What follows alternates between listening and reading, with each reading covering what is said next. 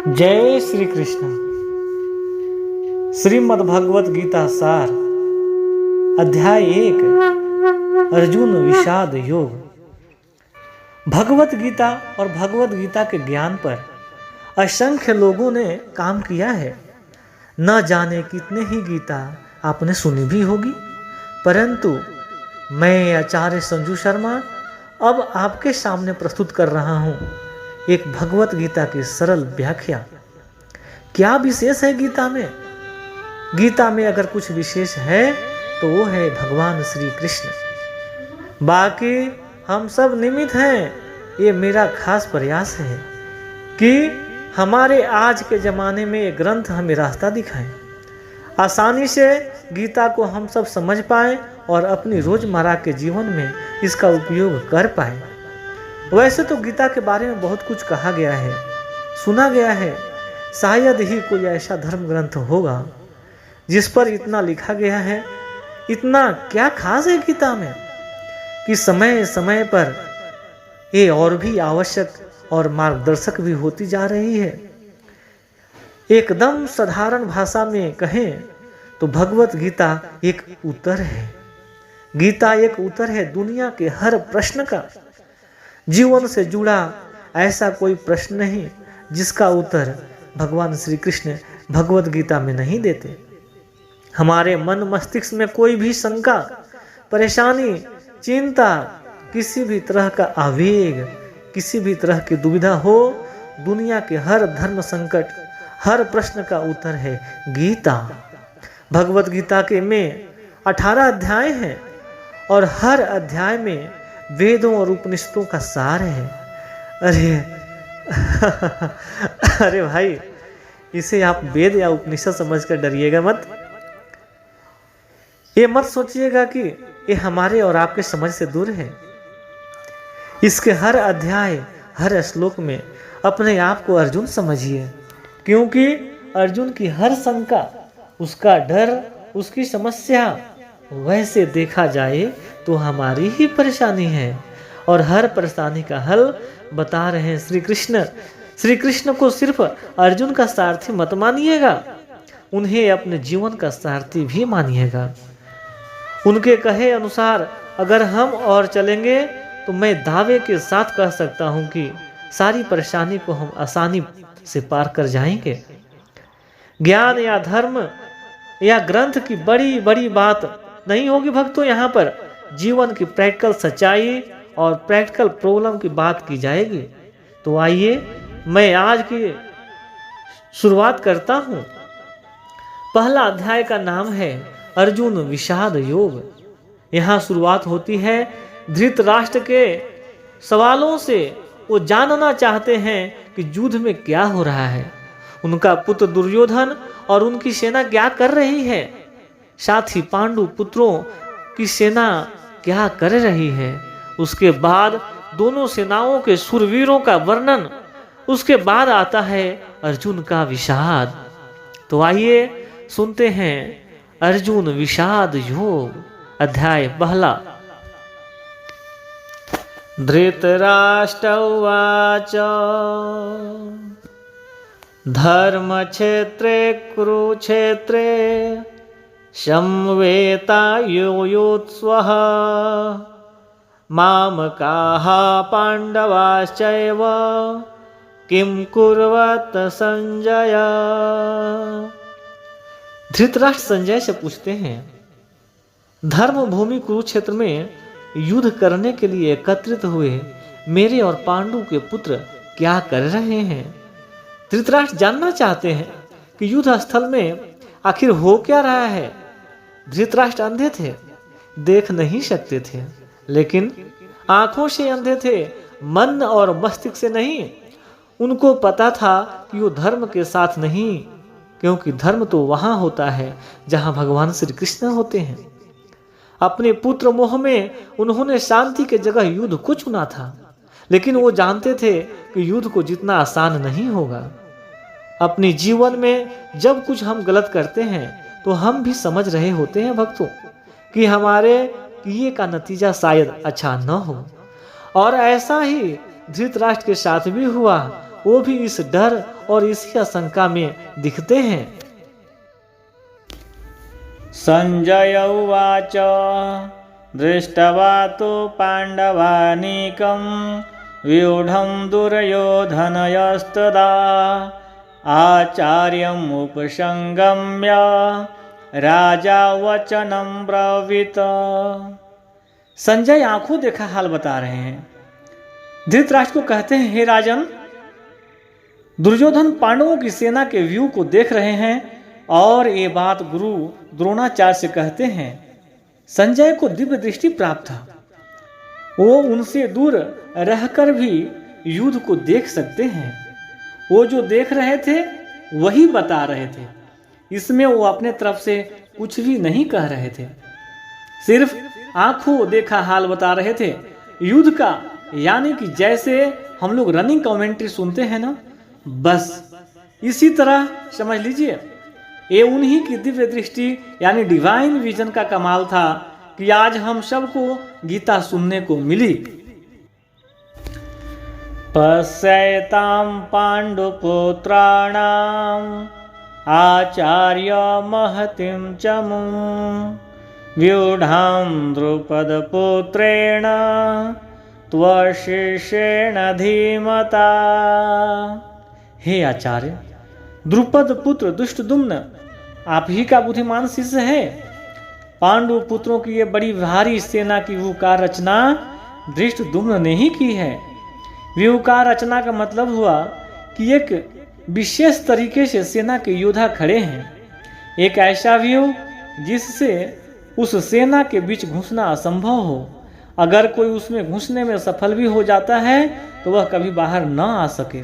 भक्तों, जब शत्रु या समस्या को हम देखते हैं तो वह हमें बड़ी और विकराल दिखाई देती है और मन में यह डर भी रहता है कुछ कर गुजर के अगर हम इसमें घुस भी गए तो क्या होगा, क्या हम बाहर आ पाएंगे, क्या हम जीत पाएंगे। ऐसे ही सोच से दुर्योधन भी गुजर रहा है।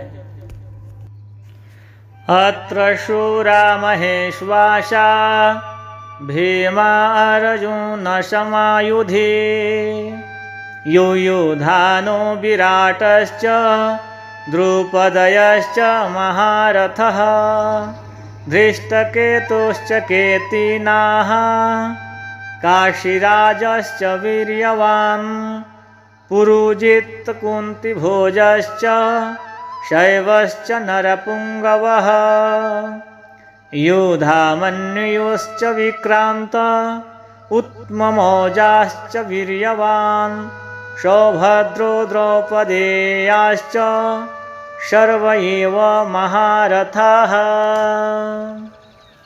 इन तीनों श्लोक में दुर्योधन पांडु पुत्रों के सेना के महान योद्धाओं का नाम ले रहा है। जब भी युद्ध होता है तो आप अपने सामने खड़ी सेना और उन सेनाओं को जांचते और परखते हैं, वैसे ही दुर्योधन भी कर रहा है। दुर्योधन द्रोणाचार्य से कहता है, बड़े बड़े धनुष वालों तथा युद्ध में भीम अर्जुन के समान सुरवीर सत्यकी और विराट महारथी राजा द्रुपद धृष्टकेतु और चेकितान तथा बलवान काशी राज पुरुजित कुंती भोज मनुष्यों में श्रेष्ठ सभ्य पराक्रमी योद्धा अभिमन्यु तथा बलवान उत्तमौजा सुभद्रा पुत्र अभिमन्यु एवं द्रौपदी के पांचों पुत्र ये सभी महारथी हैं। इससे हमें ये पता चलता है कि चाहे शत्रु हो या शत्रु के जैसी समस्या, उसके बारे में सब कुछ जानना चाहिए। भक्तों, समस्या के हर पहलू से हमें वाकिफ होना चाहिए, जैसा कि दुर्योधन भी कर रहे हैं। अस्माकं तु विशिष्टाये तानि बोध द्विजोत्तमा नायका मम सैन्यस्य संज्ञार्थम तान ब्रवीमिते। दुर्योधन आगे द्रोणाचार्य से कहता है, हे ब्राह्मण श्रेष्ठ, पांडवों की सेना के योद्धाओं को तो आपने देख लिया, अब अपने पक्ष में भी जो प्रधान हैं उनको भी तो आप समझ लीजिए। द्रोणाचार्य की जानकारी के लिए शत्रु की सेना के बाद दुर्योधन अपनी सेना के जो जो सेनापति हैं उनके बारे में भी बतलाता है। समस्या के बारे में सब कुछ जान लेने के बाद बारी आती है अपने पक्ष में सोचने की। जानना है दोस्तों कि आपके पास क्या क्या मजबूत पॉइंट है, आप किन बातों में मजबूत हैं जिससे आप समस्या पर विजय पा पाएंगे। जैसे आपने समस्या के हर पहलू को सोचा है, उसी तरह से आपको स्वयं का भी आंकलन कर लेना चाहिए। बाण भीष्मश्च कर्णश्च कृपयश्च शमितिञ्जयः अश्वस्थामविकर्णश्च सोमदत्तियस्तथैत्व च। सबसे पहले आप द्रोणाचार्य और पितामह भीष्म तथा कर्ण संग्राम विजयी कृपाचार्य तथा वैसे ही अश्वस्थामा, विकर्ण और सोमदत्त का पुत्र भूरिश्रवा के बारे में जानिए। दोस्तों, जिस तरह से हम आज के ज़माने में रिस्क असेसमेंट करते हैं ना, वैसे ही दुर्योधन भी अपने शत्रु के सेनाओं को देखते हुए, दोनों सेनाओं के योद्धाओं की बातें करते हुए आने वाले युद्ध के लिए तैयार हो रहे हैं। चुनौतियों को हर तरह से समझकर ही उस पर विजय प्राप्त की जा सकती है। चुनौतियों को तो इतने अच्छे से जान लेना चाहिए कि जब हम लड़ने जाएं तो कुछ भी नया न लगे, कोई सरप्राइज न आए। युद्ध हो या चुनौती, सरप्राइज आपको हरा सकता है। अन्ये च बहवः शूरा मदर्थे तयक्तजीविताः नानाशस्त्रप्रहरणाः सर्वे युद्धविशारदः। दुर्योधन गर्व के साथ कहता है कि मेरे लिए जीवन की आशा त्याग देने वालों की कोई कमी नहीं। इतना ही नहीं, ये शूरवीर अनेक प्रकार के शस्त्र अस्त्रों से सुसज्जित हैं और सब के सब युद्ध में चतुर हैं। दुर्योधन के एक इशारे पर उसकी सेना के शूरवीर लड़ने मरने को तैयार हैं। उन्हीं को देख दुर्योधन खुश हो रहा है। दुर्योधन के साथ लड़ने के लिए शूरवीर थे जो उसके लिए मरने को तैयार हैं। दोस्तों, आप जब जीवन के चुनौतियों से लड़ते हैं तो आपके साथ कौन होता है? ध्यान दीजिएगा, आपके साथ होता है आपका हुनर, आपकी हिम्मत, आपकी मेहनत, आपके संगी और आपके अपने रिश्तेदार। जैसे शूरवीर दुर्योधन के लिए कुछ भी करने को तैयार हैं, वैसे ही ये साथी भी कुछ भी कर सकते हैं। अपर्याप्तं तदयस्माकं बलं भीष्माभिरक्षितं पर्याप्तं त्विदमेतेषां बलं भीमाभिरक्षितं। दुर्योधन आगे द्रोणाचार्य से कहता है कि भीष्म पितामह द्वारा रक्षित उनकी सेना सब प्रकार से अजेय है और वहीं शत्रु की सेना भीम द्वारा रक्षित है। दुर्योधन कहना चाहता है कि वो भीम की सेना को यूं ही आसानी से जीत सकते हैं। दुर्योधन यहाँ घमंड दिखा रहा है, जो आपको कभी नहीं करना है दोस्तों, बिल्कुल नहीं। क्योंकि अगर दुर्योधन जानता कि वो दूसरी सेना को हरा देगा तो फिर युद्ध ही क्यों करता? युद्ध को जीतने के लिए दूसरों को हराना पड़ता है। अगर चुनौती और समस्या को देखकर लगता है कि हम जीत जाएंगे तो विश्वास या आत्मविश्वास तो हो सकता है, लेकिन घमंड नहीं। क्योंकि अगर घमंड हुआ तो वो आपके हारने की शुरुआत है। अयनेषु च सर्वेषु यथा भागम अवस्थितः भीष्मेवाभिरक्षन्तु भवन्तः सर्व एव हि। दोनों सेनाओं के इस तरह के वर्णन से दुर्योधन अपनी इस बात पर पहुंचना चाहता था, और वो ये जो हर किसी को अपने अपने मोर्चों पर अपनी अपनी जगह स्थित रहते हुए निस्संदेह भीष्म पितामह की रक्षा करनी है। कहने का मतलब, आप होने वाले युद्ध में सबसे अधिक उसकी रक्षा करते हैं जो आपके लिए तथा युद्ध के लिए सबसे अधिक आवश्यक हो। जैसा कि दुर्योधन और उनकी सेना के लिए भीष्म पितामह हैं। भीष्म पितामह के हारने का मतलब युद्ध हार जाना, और उनके बचे रहने का मतलब कि आप युद्ध हार नहीं सकते। दोस्तों, हमारे लिए एक बहुत बड़ी शिक्षा है, अपनी सबसे बहुमूल्य चीज को तब तक बचा के रखना चाहिए जब तक कि आप युद्ध पर विजय प्राप्त न कर लें। तस्य संजनयन हर्षम कुरु वृद्धः पितामह सिंहनादम विन्यदोचहे शंखम दधमो प्रतापवान। शंख उद्घोषणा होती है। होने वाले युद्ध की कौरवों में सबसे वृद्ध, सबसे बड़े प्रतापी पितामह भीष्म ने उच्च स्वर में सिंह की दहाड़ के समान गरज कर ऐसा शंख बजाया कि दुर्योधन के हृदय में हर्ष पैदा हो गया। दोस्तों, युद्ध जीतने के लिए अपने पक्ष में माहौल बनाना पड़ता है, खुद को दिलासा भी दिलाना पड़ता है कि हम युद्ध जीतने में सक्षम हैं। ऐसा ही भीष्म पितामह ने किया और ऐसा ही हमें भी करना चाहिए। ततः शंखाश्च भीर्यश्च पर्णवानक गोमुखः सहसैवाभयहन्यन्त सशब्दस्तु मूलोऽभवत्।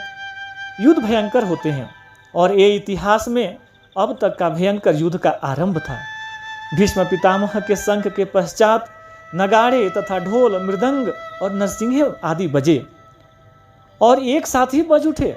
इन बाजे का नाद संगीतमय नहीं था दोस्तों, बहुत ही डरावना था। युद्ध मनोरंजक नहीं होते दोस्तों, इसलिए अगर युद्ध का फैसला ले लिया जाता है तो उसमें फिर जो भी हो स्वीकार करना पड़ता है।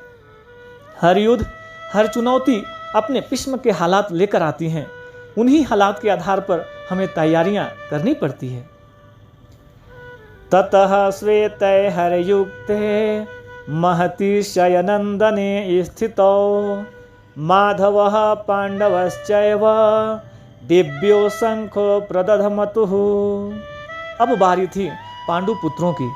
सेना के शंखनाद के सफेद घोड़ों से युक्त उत्तम घोड़ों पर बैठे हुए भगवान श्री कृष्ण और अर्जुन ने भी अपने अपने अलौकिक शंख बजाए।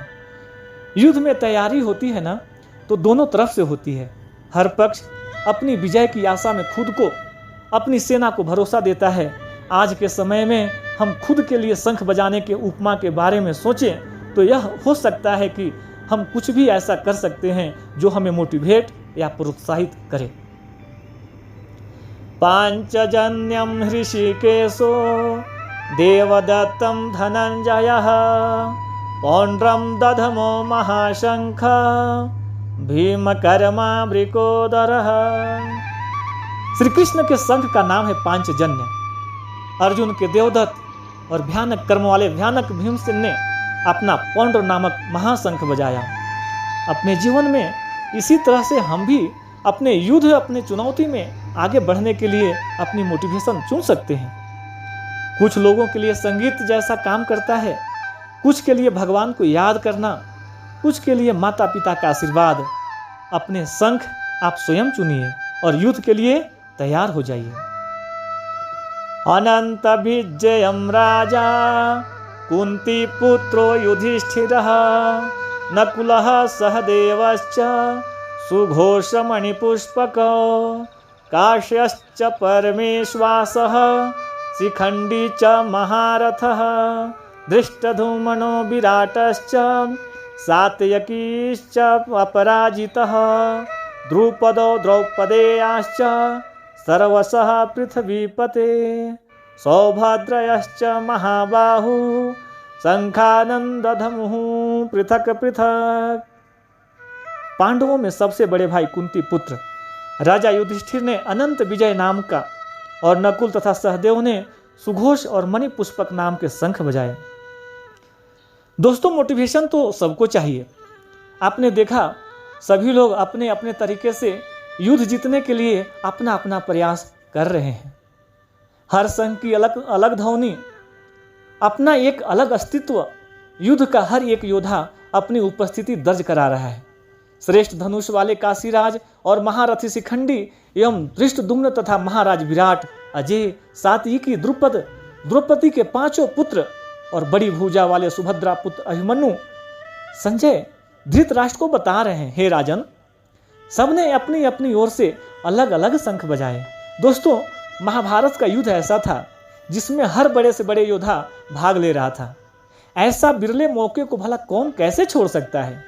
हमारे लिए तो ध्यान देने की बात यह है कि सच्चा योद्धा वही है जो युद्ध के लिए तत्पर रहे। युद्ध को आप जीवन माने या जीवन की चुनौती माने, जो भी माने, लेकिन उसके लिए हमेशा तैयार रहें। इसलिए हर योद्धा शंख बजा बजा के सबको अपने होने का आभास करा रहा है। सघोषो धार्तराष्ट्राणां हृदयानि व्यदारयत् नभश्च पृथिवीं चैव तुमुलो भयनुनादयन्। युद्ध से पहले जैसे अपने शत्रु को शक्ति दिखाकर डराने का प्रयास करते हैं, वैसे ही यहाँ भी हो रहा है। संजय कहते हैं, इस भयानक शब्द ने आकाश और पृथ्वी को भी गुंजाते हुए धृतराष्ट्रों के अर्थात आपके पक्ष वाले के हृदय विदीर्ण कर दिए। जब आप हुंकार भरते हैं तो बड़े से बड़े शत्रु को भी डर लगता है।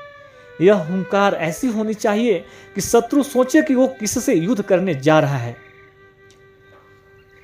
भक्तों, यहाँ पे एक शिक्षा ये है, आप चाहे इंटरव्यू में जाएं या किसी से मिलने जाएं, आपकी हुनर, आपकी प्रतिभा ऐसी होनी चाहिए कि सामने वाला आपके कौशल से प्रभावित हो जाए।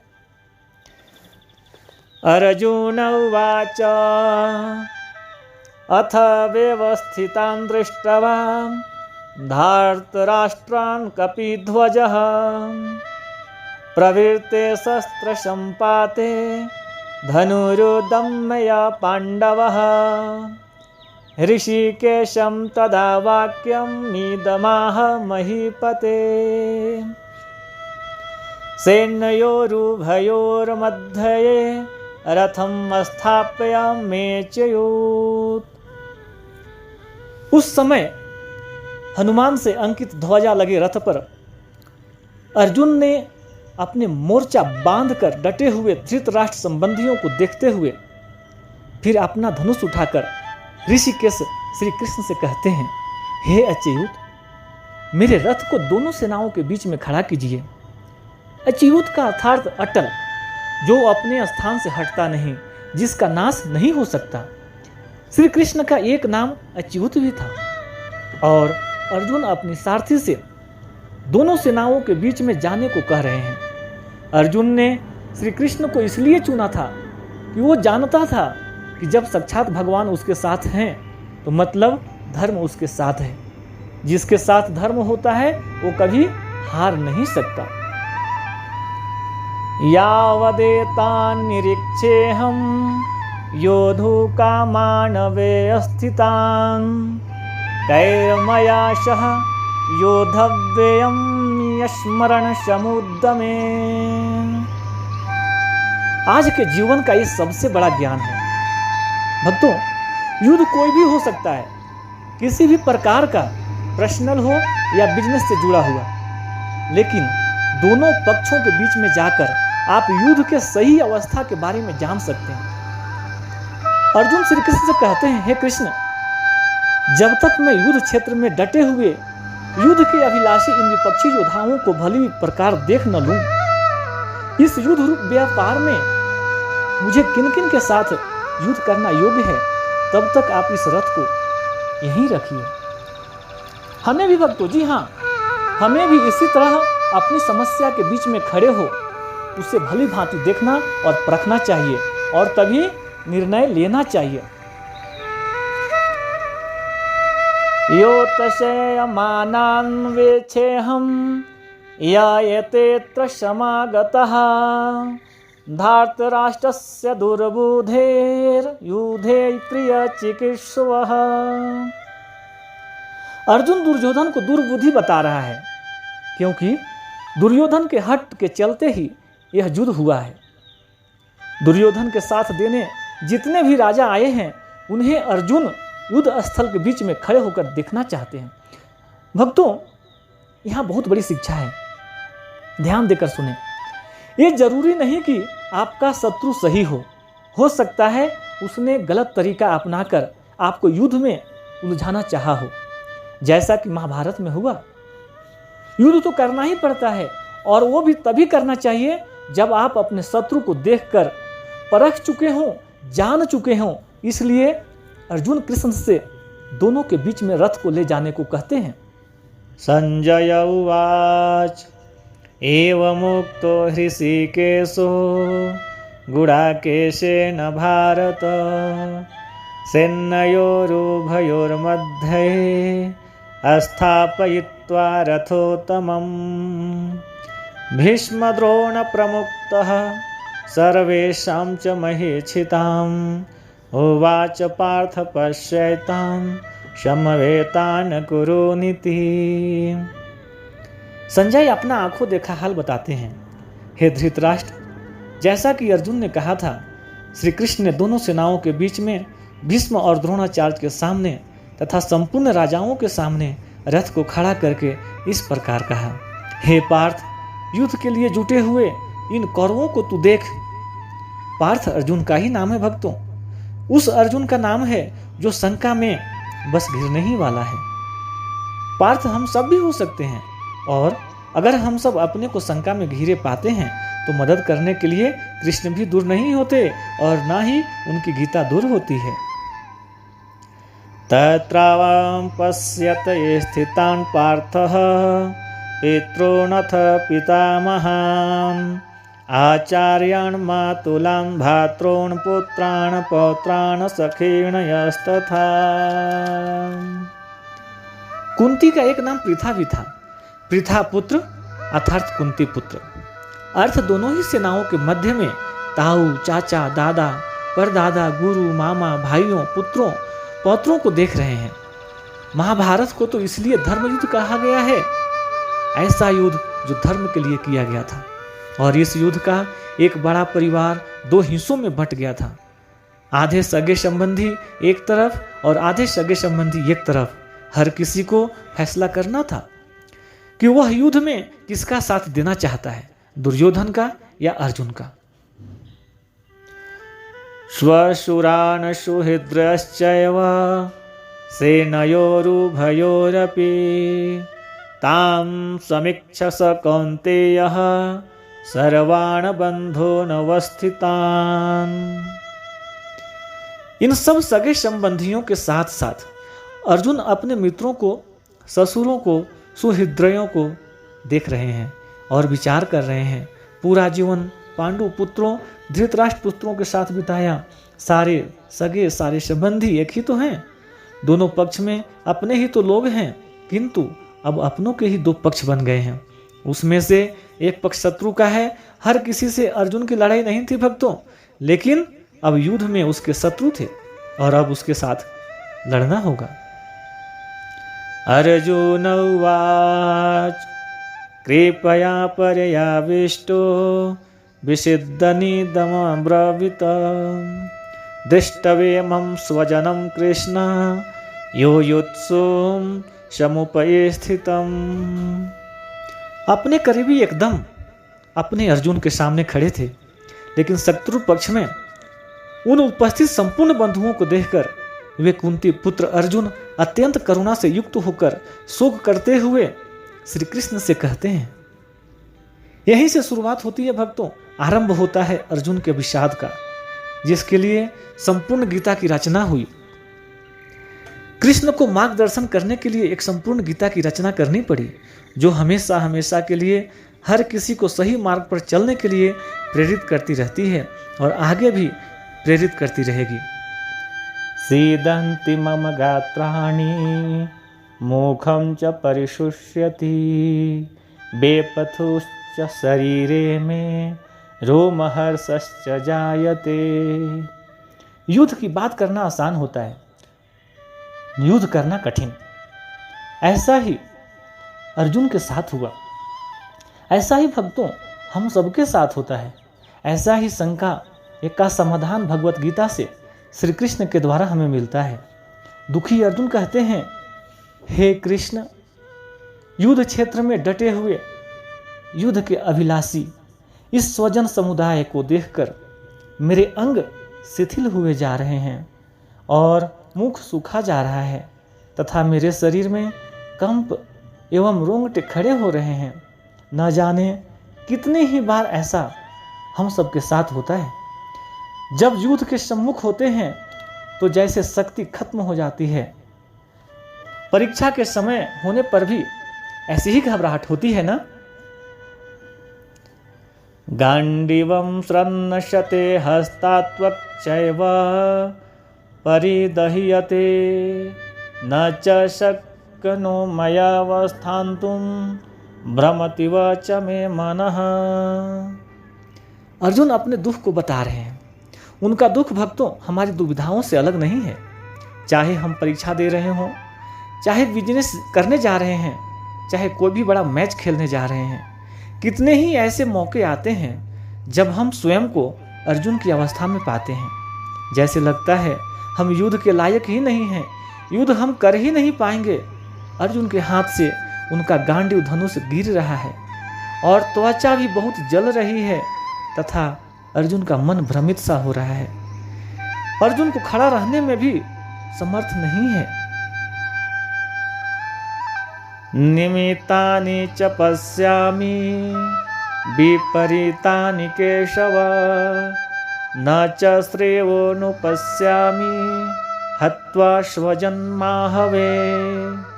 विश्व का सबसे बड़ा योद्धा अर्जुन हताश है। युद्ध से पहले अगर आप खुद को कांपता हुआ पाते हैं, देखते हैं कि डर से आपका मुंह सूखा जा रहा है, तो आपके निश्चित ही लगता है कि आप हारने वाले हैं। दुनिया खत्म सी होती दिखती है, चारों तरफ अंधकार सा महसूस होता है। ऐसे ही समय में हमें एक मार्गदर्शक की जरूरत होती है।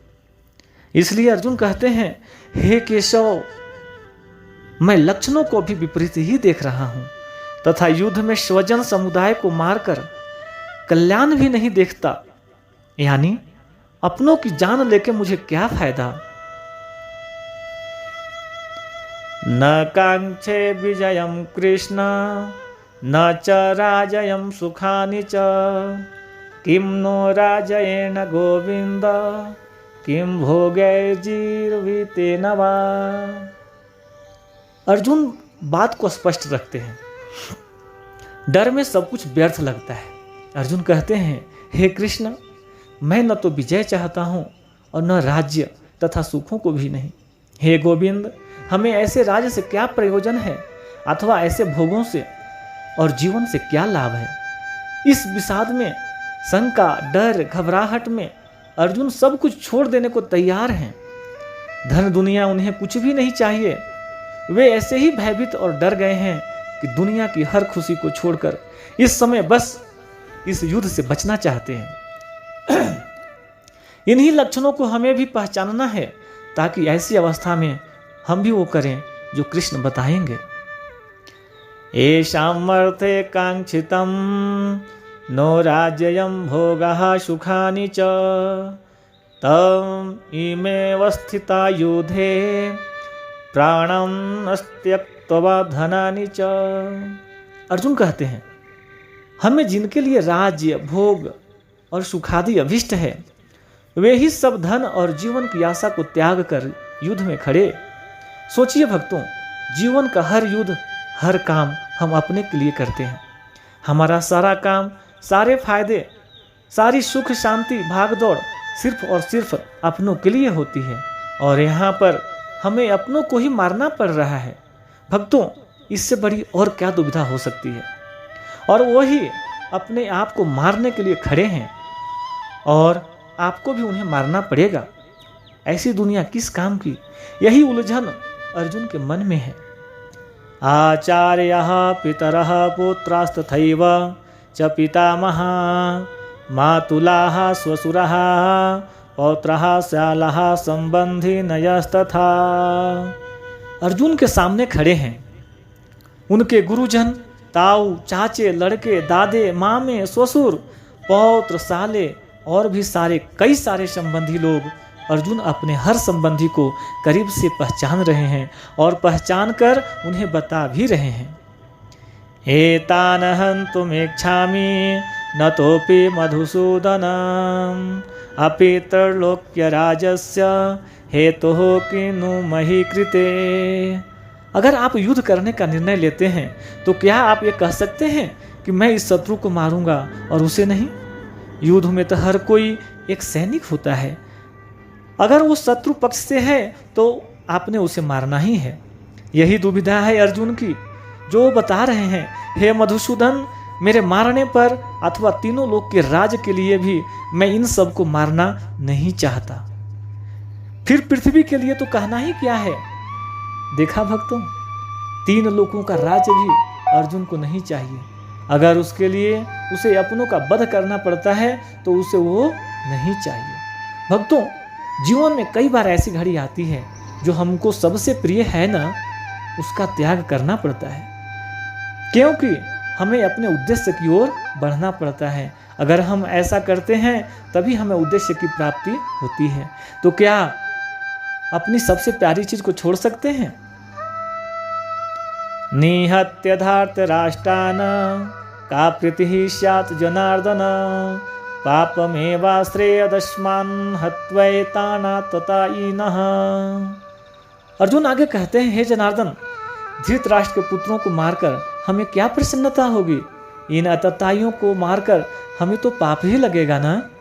शत्रु पक्ष में चाहे अतताई बुरे लोग ही क्यों न हो, लेकिन हैं तो अपने ही। अपनों को मारकर, अपनों को दुख देकर केवल पाप ही मिल सकता है, पुण्य तो नहीं।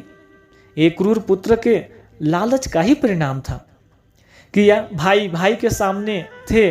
भक्तों, लालच से कभी किसी का भला नहीं होता। महाभारत में भी नहीं होना था। एक पक्ष को जीतना था तो दूसरे पक्ष को मारना था। तस्मान् आरहा वयं हन्तु धार्तराष्ट्रान् सम्बान्धवान् स्वजनं हि कथं हत्वा सुखिनः श्याम माधव। क्या आपको अपना परिवार को मारकर आपको सुख मिल सकता है? इसलिए महाभारत के धर्म युद्ध कहा गया है। जब ऐसा धर्म संकट हो तब आपको क्या करना चाहिए? अर्जुन पूछते हैं, हे माधव, अपने ही बांधव धृतराष्ट्र के पुत्रों को मारने के लिए हम योग्य नहीं हैं, क्योंकि अपने ही कुटुंब को मारकर हम कैसे सुखी होंगे।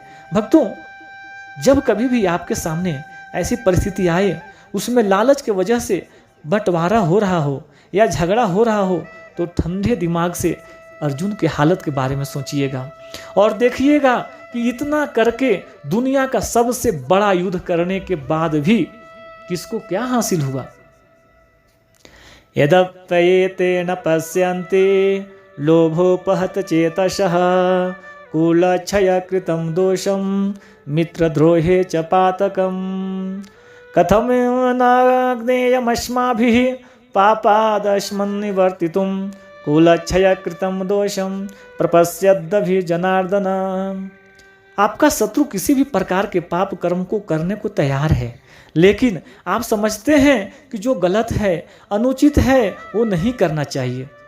इन 2 श्लोक में अर्जुन ने इसी दुविधा को बताया है।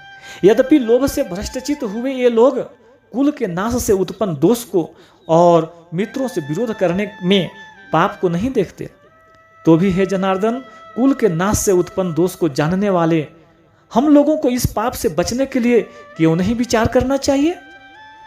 दुश्मन गलत कर रहा है, वो ये तो नहीं समझता, लेकिन आप तो समझते हैं। तो समझदार होने के नाते क्या आपको युद्ध से हटने के लिए नहीं सोचना चाहिए? लेकिन अगर युद्ध से हट गए तो उससे आपकी हार मानी जाएगी। क्या उसके लिए आप तैयार होंगे? भक्तों, यही दुविधा है। कुलक्षये प्रणशयन्ति कुलधर्मः सनातनः धर्मे नष्टे कुलं कृतसन्नं धर्मोऽभिभवत्ययुत। अर्जुन कहते हैं, जहां परिवार खत्म हो जाता है वहां कुछ भी नहीं बचता। कुल का नाश होने का मतलब सब कुछ खत्म हो जाना होता है। ऐसी स्थिति में अर्जुन फंसे हुए हैं। वे कहते हैं, कुल के नाश से सनातन कुल धर्म नष्ट हो जाता है। धर्म के नाश होने पर संपूर्ण कुल में पाप भी बहुत फैल जाता है। अर्जुन जो कहना चाहते हैं वो ये है कि अगर परिवार नष्ट होता है तो धर्म नष्ट होता है। धर्म के नष्ट होने से संपूर्ण परिवार में पाप बढ़ जाता है। परिवार ही है जो हमें अपनों से, जोड़ों से, गुणों से और आदर्शों से जोड़ के रखता है। उसके खत्म होते ही समाज में चारों तरफ पाप बढ़ने लगता है। भक्तों, आप चाहें तो अपने चारों तरफ भी देख सकते हैं। जहाँ परिवार का सम्मान नहीं, वहाँ किसी भी बात का सम्मान नहीं होता और समाज पतन की ओर ही जाता है। अधर्माभिभवन्त कृष्ण प्रदूषयन्ति कुलस्त्रियः स्त्रीषु दुष्टासु वार्षिणेय जायते वर्णशंकरः। परिवार की भलाई उसकी स्त्रियों पर निर्भर करती है। अगर कोई घर बनता है तो वह परिवार की महिला के वजह से बनता है। जिस घर में महिला नहीं होती तो कहते हैं कि उस घर का कोई भविष्य ही नहीं। अगर ये स्त्रियां दूषित हो जाएं तो उसका क्या असर होता है? अर्जुन कहते हैं, हे कृष्ण, पाप के अधिक बढ़ जाने से कुल की स्त्रियां अत्यंत दूषित हो जाती हैं और स्त्रियों के दूषित हो जाने पर वर्ण संकर उत्पन्न होते हैं। संकरो नरकायैव कुलघ्नानां कुलस्य च पतन्ति पितरो हैषां लुप्तपिंडोदक क्रियाः। वर्ण शंकर का यहाँ पर मतलब है जहाँ वर्ण या समाज की मर्यादाओं को सम्मान न देते हुए गलत तरीके से, गलत वर्णों के मेल से जब संतान की उत्पत्ति होती है तो वह सब कुछ खत्म कर देती है। इसलिए समाज के नियम बड़े सोच समझ कर बनाए गए होते हैं भक्तों, और इतने हजारों वर्षों की सोच और इस नियमों को बिना सोचे समझे नहीं तोड़ना चाहिए। अर्जुन इस बात का वर्णन कर रहे हैं, हे कृष्ण, वर्ण संकर कुल घातियों को और कुल को नरक में ले जाने के लिए ही होता है। लुप्त हुई पिंड और जल की क्रिया वाले अर्थात श्राद्ध और तर्पण से वंचित इनके पितर लोग भी अधोगति को प्राप्त होते हैं। दोषैरेतः कुलघ्नानां वर्णसंकरकारकः उत्सादयन्ते जातिधर्माः कुलधर्माश्च शाश्वतः। अर्जुन ने कहा, इन वर्ण संकर कारक दोषों से कुल घातियों के सनातन कुल धर्म और जाति धर्म नष्ट हो जाते हैं। जहाँ वर्ण संकर होता है ना, वहाँ धर्म का नाश निश्चित है। वर्ण संकर की वजह से जैसा ही अर्जुन ने बताया, कुल के धर्म का नाश और जाति के धर्म का नाश हो जाता है। जब कोई अपने धर्म का पालन नहीं करेगा, अपने कर्तव्य का निर्वाह नहीं करेगा और समाज मनमानी करके अगर कोई नियम नहीं मानेगा तो फिर समाज कैसे रह जाएगा? समाज तो नाम ही कायदे और कानून का है, जहाँ सब सम्मान से बिना किसी डर के एक साथ रह सकते हैं। उत्तसन्न कुल धर्मानां मनुष्याणां जनार्दन नरके नियतं वासो भवतीत्यनुषु सुतमम्। हे जनार्दन, जिनका कुल धर्म नष्ट हो गया है, ऐसे मनुष्यों का अनिश्चित काल तक नरक में वास होता है। ऐसा हम सुनते आए हैं। महाभारत के समय कुल की मान्यता इतनी थी भक्तों, अगर किसी के कुल का नाश हो जाता था तो माना जाता था कि अब ये हमेशा के लिए नरक में ही रहेगा। इसलिए कुल की रक्षा करना, इसकी सम्मान नाम को बचाना, उसका नाम करना इतनी बड़ी बात मानी जाती थी। अर्जुन ही नहीं, ऐसा हम भी सुनते आए हैं कि जो धर्म की कुल की सम्मान नहीं करते वे सीधा नरक जाते हैं। इसको आप ऐसा भी मान सकते हैं, जहाँ धर्म नहीं होता वो जगह अपने आप ही नरक बन जाती है। अपने चारों तरफ देखिए ना, ऐसी कई जगह आपको आज के युग में भी दिखाई दे जाएंगे जहाँ पे धर्म का हटते ही नरक बन जाए। अहोबत महत पापम कर्तुं व्यवसिता वयं यद्राजय सुखलोभेन हन्तुं स्वजन्मो दत्तः। अर्जुन आगे स्वयं को दोष दे रहे हैं। हाँ, शोक, हम लोग बुद्धिमान होकर भी महान पाप करने को तैयार हो गए हैं, जो राज्य और सुख के लोभ से स्वजनों को मारने के लिए उद्यत हो गए हैं। भक्तों, दुर्योधन जैसा भी है, उसने जो भी निर्णय लिया, लेकिन अर्जुन और उसके सेना तो समझदार है, तो क्या ऐसा उनके लिए ठीक है? बेवकूफ का पाप शायद माफ भी हो जाए, लेकिन बुद्धिमान से बहुत कुछ की उम्मीद की जाती है। तो क्या समझदार युद्ध के लिए तैयार हो जाता है तो उसकी गलती की माफी मिलेगी?